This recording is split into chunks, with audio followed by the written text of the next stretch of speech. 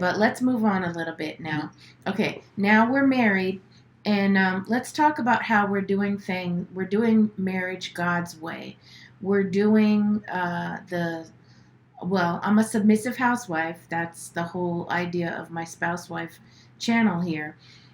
So, do you want to talk about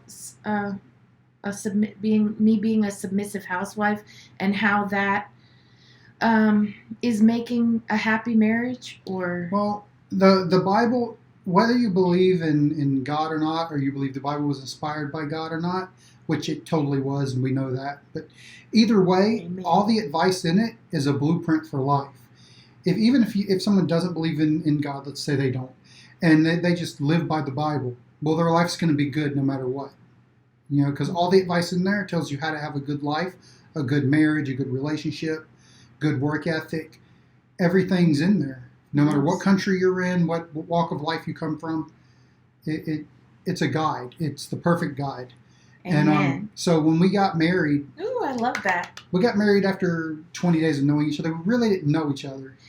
But and neither one of us really thought about any deal breakers or anything like that. So we got married. We didn't have any problems. The chemistry was undeniable. It was like we couldn't think about it because the chemistry was so strong, and it wasn't purely like I don't know. Are we allowed to say sexual on YouTube? I don't know. Yeah. Anyway, it wasn't purely sexual. It was just this. I don't even know how to describe it because it's never happened to me before, and I'm sure it'll never happen again. But it was like a science experiments doesn't sound right, but there was something scientific happening. It's like we fit together like a puzzle, just with our personalities and everything. Yeah. And but as far as that goes, Kim was working a job. When we first got married, I was kind of staying with my mom when we first met. I had moved away and got into some stuff. Anyway, I ended up moving back with my mom. Nothing illegal. I don't. Your sweet little mama. But that's when I first met her. Hi, Mama T. We got married, and I wasn't sure what career I wanted to do and all that. I had been different jobs, did different stuff. So she was working at the time for like 9 months. And then I ended up getting a job at the same company she worked for. And the hours were long and hard and all that. So I told her she shouldn't be doing that to her body. It was rough. It's rough on everybody, but especially a woman. So she said, okay, fine. Well, I got caught in a speed trap in Alabama.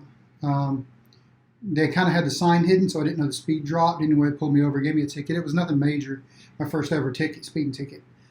But it was like $100 and something, $185 or something. And Kim was like, oh, we need to make more money. And she had only been a housewife, I think, for a couple of weeks at that point.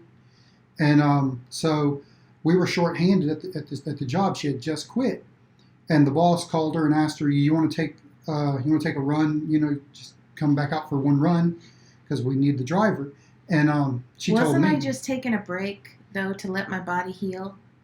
That's not my understanding. But anyway, that doesn't do with the point. That was my understanding. Anyway, he called and he's like, hey, you want to go on this run here? And I told her, no, don't go on that run because I knew it was going to be a mess because I delivered to that same place and they usually want the big engines, and I was scared she would have to actually like lift them or something and hurt herself. So I told her, no, you're not going.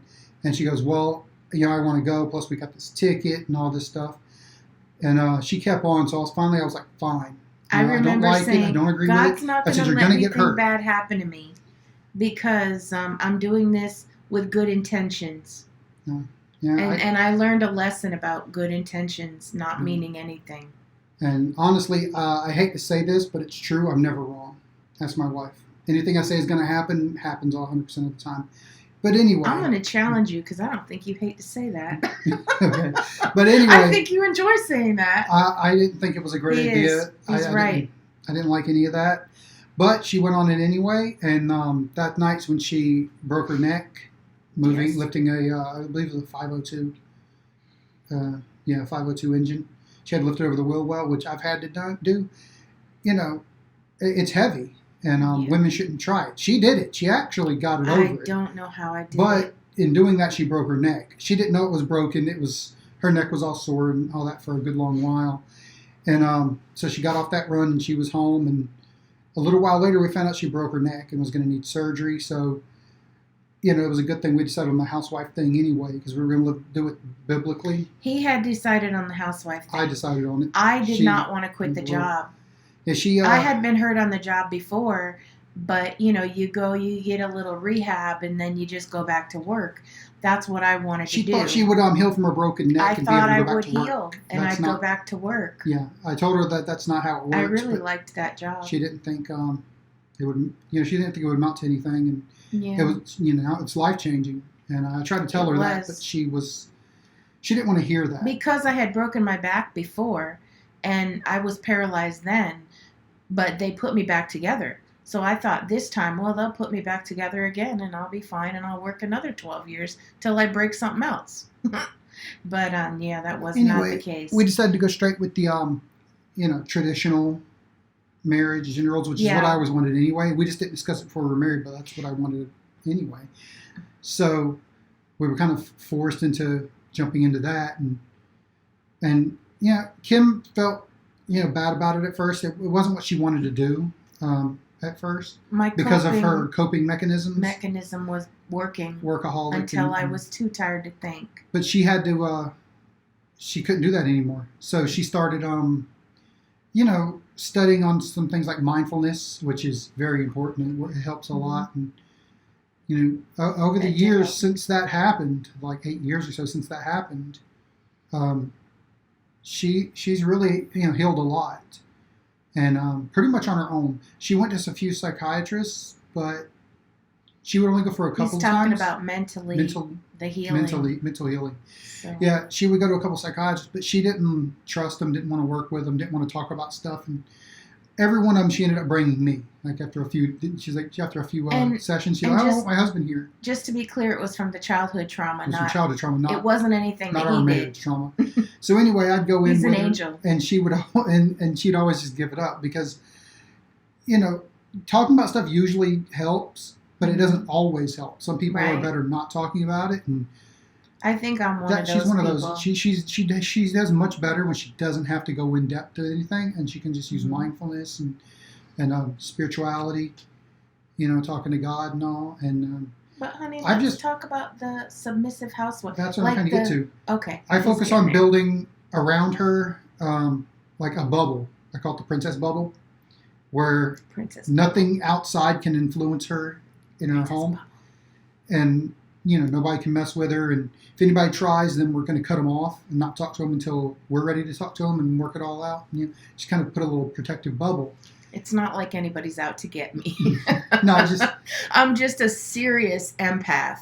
Yeah. Like, I have feelings about everything, and they're usually way deeper and heavier than they need to be. So, but anyway, I don't know why. I'm just like that. We're both human, and we both have needs, wants, like desires, all that kind of stuff. So we just started living exactly like the Bible says, just exactly. And our marriage was good before, but it's been great since we started doing it that way. Because if you do it God's way, the submissive wife, a leader husband, then everything just comes together perfectly. And you don't have to worry. You don't have to be selfish. I don't have to be selfish. She doesn't have to be selfish. We meet each other's needs, and we just focus on meeting each other's needs. So we don't have to worry about ourselves, which keeps selfishness out of it altogether. And we don't have to be selfish because 100% I'm trying to meet his needs, and he's 100% trying to meet my needs. Like, the effort that we put into meeting each other's needs is, we're bringing our A game here, and it makes it so that we don't have to be selfish because we're meeting each other's needs, so we don't have any needs that are unmet that we need to be selfish about. Which it may not even be selfishness. It might just be considered self-care, which is fine. Nothing against that. But that's just how we're living it, how we're doing it is we're just, like, I try to anticipate his needs. I try to figure out. She does a good job of that. Yeah. Yeah, she figured out something I didn't even know about men. I taught her a lot about how men think and men work. Because I think most women that don't know, they assume that men work the same as women, like their brains or thought processes. I thought humans think alike. No, men and women are completely different. Know. Women don't understand men. Men don't understand women unless they communicate. But she figured out something, me communicating with her and her living with me, being a submissive wife the first couple of years or so, that men have like 4 or 5 basic needs, whatever it is. And he has 4. Yeah, and usually if I'm upset, aggravated, annoyed, frustrated, something like that, something going right, it's because I need one of those 4 things. And she's right. Like that, men are that simple. I think women think men are complex in general. And I think she thought that before she got married to me. But she learned during marriage to me that men aren't that complicated. Females are complicated. Women are very complicated. Talk about hard to figure out, because I haven't figured myself out. He's better at figuring me out than I am. Yeah, I'm good at reading people and, Well, so what I had to do, though, I knew that being a submissive housewife, I felt like that was God's way. But the actual submitting, the fact that he's younger than me, I think made it difficult also. I was very headstrong. I was used to being in charge, not really because I wanted to, but I was literally used to it because I had to. I had to take on the role of breadwinner and head of household out of necessity in my life, in my previous life before we got together. And so that's why it was really hard for me to give that up and say, okay, I'm going to let him be in charge of my life. Now, normally, if I would have done that, I would have had big time safety nets in place. But what I decided this time, I prayed about it, and I remember telling the Lord just like this. I said, look, marriage is your idea. You want it done your way. I believe if I do it your way, it'll work, and it'll work well. So what I'm going to do is I'm going in, guns blazing, no safety nets, and I'm just going to jump. I'm just going for it. And I believe that you'll work it out. And he did. But me letting go with no safety nets, well, it wasn't as hard as it would have been. I don't know if I even would have been able to do it if I didn't trust him. Yeah, I know how smart Robert is. And I guess that was part of it. I always thought I was really smart until I met him. Women tend to go after guys that are not good guys. I think it's because women don't understand men. Like, they'll see I think that's one of the problems with females, and especially with giving up submission, because they get with guys that aren't good enough to be like a Christian husband, and by the time they realize it, they don't want to admit it to themselves, but they also don't want to give up control, to a man they can't trust. So I think the first step is finding a man you can trust and respect, and one that's got control of himself. So I said, Lord, if we go down with the ship, if this ship is going down, I'm going down with it. I'm going to do it your way, regardless of anything. And that's what I did. I made that decision and I stuck to it. And I'll tell you, when I was scared, because when I broke my neck, we had to do some financial juggling around, and I let him have full control of that. And now, in our situation, I put my 2 cents in. I'll say, Robert, this is what I think. But then he has the final decision. And so I was a little bit scared, and some of the decisions he made wouldn't have been what I would have done. But because I was all in with no safety net, I let it go. And then it got easier because I would see, okay, well, he's handling this, he's handling that. So if you got a man you can trust, you've got to submit. You've got to let him be the man that God called him to be.